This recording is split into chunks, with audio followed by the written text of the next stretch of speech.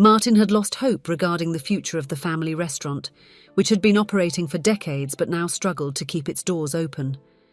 Without seeing a solution, he came across a homeless woman at the entrance of the establishment, and by offering help he had no idea that he was about to completely change the fate of his restaurant. Hello, my friends. I am Linda, and this is Linda's Love Stories. I hope you enjoy this story. Martin took a deep breath as he turned the key in the restaurant's lock. Another difficult day was beginning, another battle in the war he had been fighting for 2 years to keep the family business afloat. Since his mother had passed away, the place had lost its soul. He entered the empty dining room, observing the perfectly set tables that would probably stay that way for most of the day. The waiters arrived shortly after, greeting him with discreet nods. Martin responded with a grunt. His grim face and serious demeanour did not match the welcoming atmosphere his mother had cultivated for decades. In the kitchen, the new chef was starting the preparations for lunch. Martin quickly checked the supplies and the finances as he did every morning. The numbers were not encouraging. The family savings, which he had been using to cover the monthly losses, were almost gone. While organising some receipts, Martin found himself gazing at the portrait of his mother hanging on the wall. She was beaming with joy, her eyes sparkling as she served a table full of smiling customers. That image perfectly captured the essence of the restaurant in its heyday, a warm, familiar place where people came not just to eat, but to feel at home. Martin closed his eyes for a moment, feeling the weight of responsibility on his shoulders. He didn't have his mother's natural charisma, nor her skill in the kitchen. His talents were behind the scenes, negotiating with suppliers, financial management, logistics. Now he found himself having to take on a role for which he was unprepared, and the results were discouraging.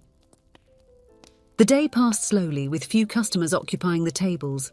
Martin discreetly observed as the waiters attended, trying to be as friendly and welcoming as his mother was. But his forced smile and tense posture fooled no one. In the late afternoon, while taking out the trash, Martin saw a familiar figure crossing the street. It was Mr. Jordan, one of the restaurant's oldest and most loyal customers. Or at least he used to be, since it had been months since Martin had seen him there. "Good afternoon, Mr. Jordan. It's been a while," greeted Martin, forcing an enthusiastic tone. "We haven't seen you around here lately." The grey-haired man stopped, somewhat embarrassed. "Oh, hello, Martin. How are things going?" "Well, tough times.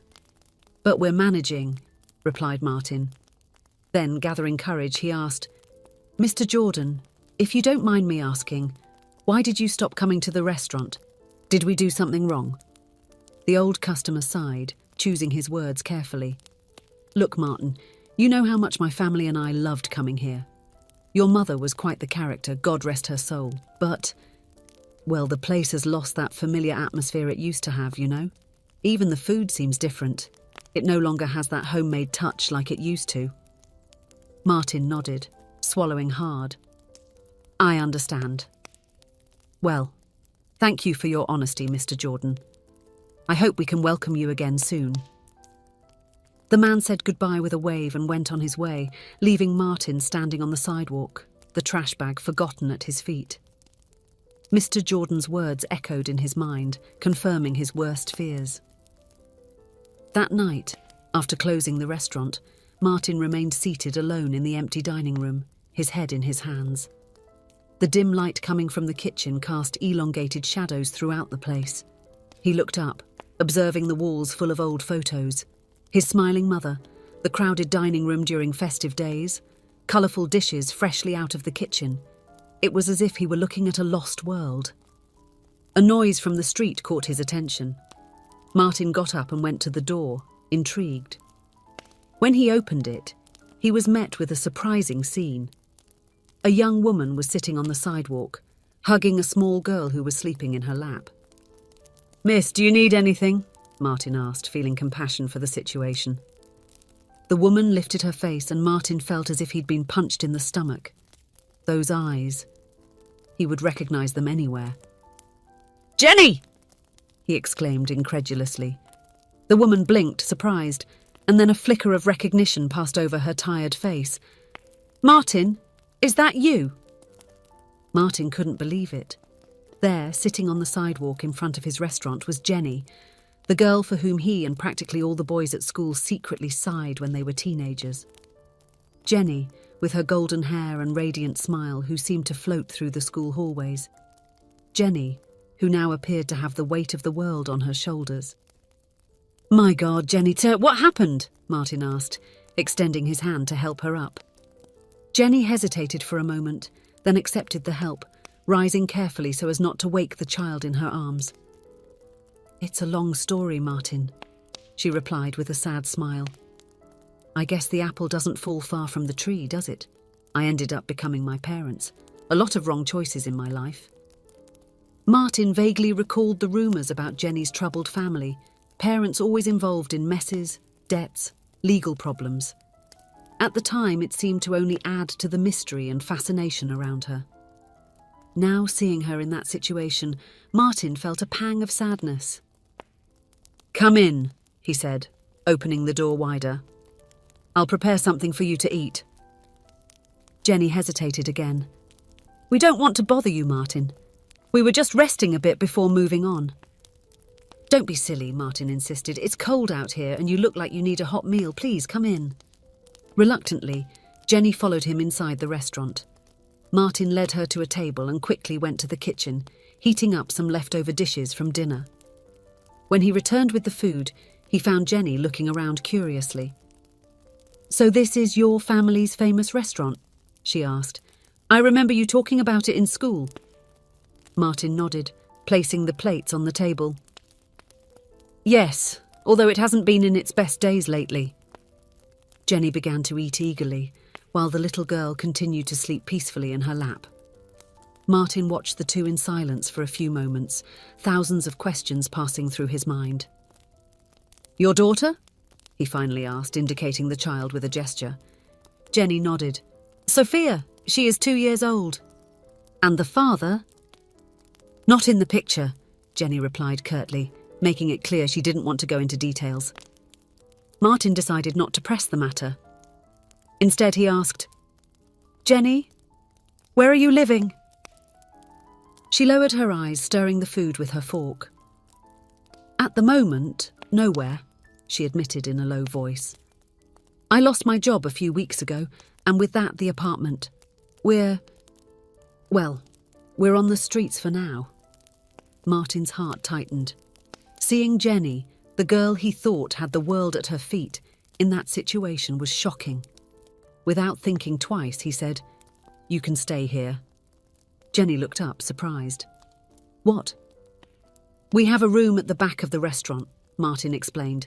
"It's not much, but it has a bed and a bathroom. You can stay there for now." "Martin, I can't accept this," Jenny protested. "You've already done too much by offering us this meal." "Please, Jenny," Martin insisted. "I couldn't sleep knowing you and your daughter are on the street. Stay, at least for tonight." Jenny bit her lip, clearly conflicted. Finally, she nodded. "All right. But just for tonight. And I want to help in some way. I can't stay for free." Martin thought for a moment. "Well, as it happens, I need help in the kitchen. One of the assistants quit a few days ago. Do you have experience?" Jenny's face lit up. "Actually, I do. I've worked in a few restaurants over the years." "Great," Martin smiled. "Then it's settled. You can help in the kitchen in exchange for lodging." The next morning, Martin woke up early, as usual. When he entered the restaurant, he found Jenny already in the kitchen, sorting ingredients and organising utensils. "Good morning," she smiled. "I hope you don't mind, but I woke up early and decided to start preparing a few things." Martin was surprised by the initiative. "Not at all. In fact, I'm impressed." Throughout the day, Martin watched Jenny work. She moved confidently around the kitchen, suggesting small changes here and there that seemed to make all the difference. The aroma emanating from the dishes was irresistible, reminding Martin of the times when his mother commanded the stove. During lunch, Jenny went out to the dining area a few times, chatting animatedly with the customers. Her warm smile and relaxed manner seemed to invigorate the environment. Martin noticed that for the first time in a long while, the restaurant seemed alive. At the end of the day, when the last customer left, Martin approached Jenny. "You were amazing today," he praised. "The customers loved you." Jenny blushed slightly. "Thank you. I really enjoyed working here. Your restaurant has something special, Martin." At that moment, Martin made a decision. "Jenny, I know I said just one night, but would you like to stay longer? At least for a week?" Jenny's eyes widened. "Really? You don't mind?" "Not at all," Martin assured her. "In fact, I think the restaurant and I could really use your help. I'll be out of town next week, selling a family property. It's our last attempt to raise funds to save the restaurant. Could you stay here, help in the kitchen and with the service?" Jenny didn't hesitate this time. "Sure, I'd love to. Thank you so much, Martin." In the days that followed before his trip, Martin watched in awe as Jenny brought a new energy to the restaurant. She not only cooked delicious dishes but also interacted with the customers in a way that reminded him of his mother. Little Sophia, always nearby, charmed everyone with her innocent smile and contagious laughter.